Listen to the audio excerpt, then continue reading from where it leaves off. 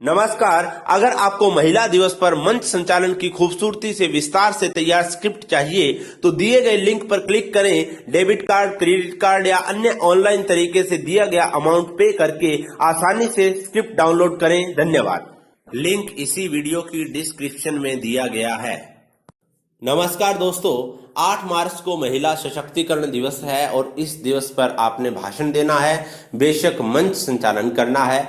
आप ये थॉट्स कुछ बोल सकते हैं बीच में और इनके साथ कुछ एक अच्छी शब्दावली आप बोलिए।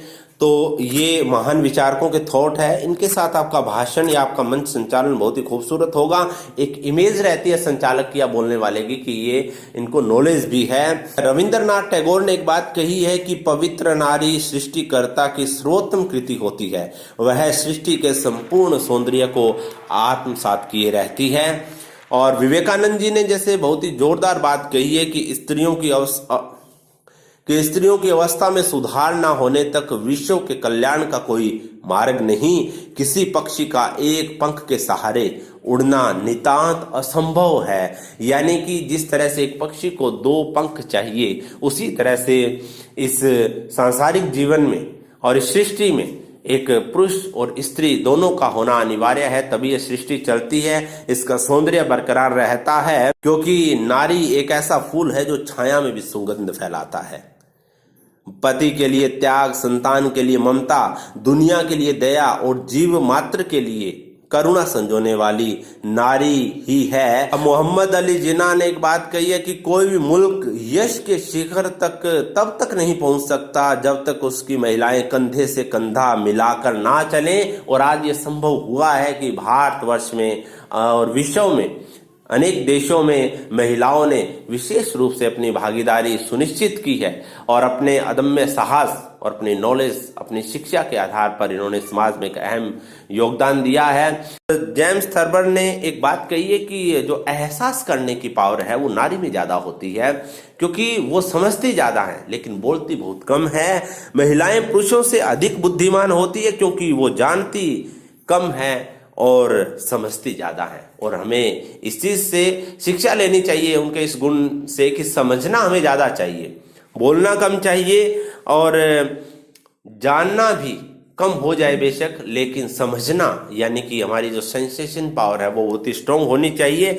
और चेर, एक प्रसिद्ध चिंतक ने बड़ी सुंदर बात कही है कि महिलाएं समाज की वास्तविक वास्तुकार होती है, जो समाज को एक रूप देती है, जो समाज के अंदर जो हमारे ये धार्मिक अनुष्ठान है, हमारी संस्कृति और सभ्यता का जो संस्कार है, उसकी सबसे बड़ी देन है। उसको चलाने वाली, उसको पूजने वाली नारी ही है। और ग्रूसो मार्क्स ने एक बात कही है कि पुरुष अपना भाग्य नियंत्रित नहीं करते, उनके जीवन में मौजूद औरत उसके लिए ये काम करती है। यानी कि औरत ही उसके भाग्य को नियंत्रित करती है। कहते हैं ना कि एक नारी जीवन में खुशियां भर देती है, घर द्वार में समृद्धि आ जाती है, लेकिन ये तभी होगा अगर हम नारी का सम्मान करेंगे। एक डिक वैन डाइक नाम के थिंकर ने तो इतना तक कहा है कि औरतें कभी उतना सफल नहीं हो सकती जितना कि एक पुरुष, क्योंकि उनके पास सलाह देने के लिए पत्नियां नहीं होती। देखिए, कॉमेडी भी है, हंसने की बात भी है, लेकिन ये वास्तविकता भी है कि पत्नी के पास कोई पत्नी नहीं होती, लेकिन पुरुष के पास एक पत्नी होती है और वो उसको सलाह देती है और सोच समझती है और वो उसको आगे बढ़ाने में उसकी मदद करती है। नारी तू हवा का झोंका नहीं, तू तो एक तूफान है, जो तुझे कमजोर समझे तेरी हकीकत से वो अनजान है। नारी तू हवा का झोंका नहीं, तू तो एक तूफान है, जो तुझे समझे कमजोर तेरी हकीकत से वो अनजान है। खुद की अहमियत को पहचान, तेरे अस्तित्व से ही सृष्टि में प्राण है। नारी तू महान है, नारी तू महान है।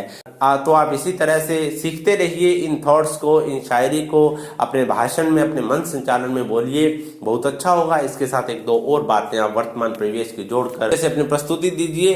इन्हीं शब्दों के साथ दोस्तों आपका धन्यवाद।